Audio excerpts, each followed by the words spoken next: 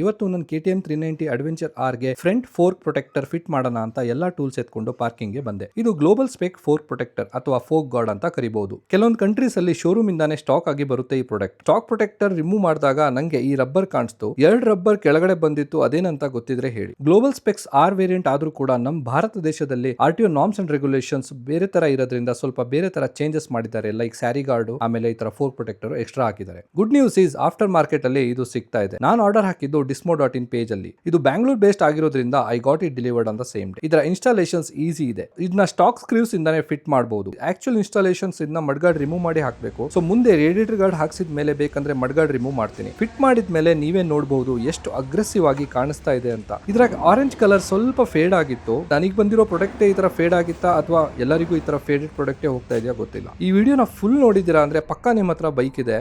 ನಿಮ್ಮ ಹತ್ರ ಯಾವ ಬೈಕ್ ಇದೆ ಅಂತ ಕಮೆಂಟ್ ಸೆಕ್ಷನ್ ಅಲ್ಲಿ ಹೇಳಿ.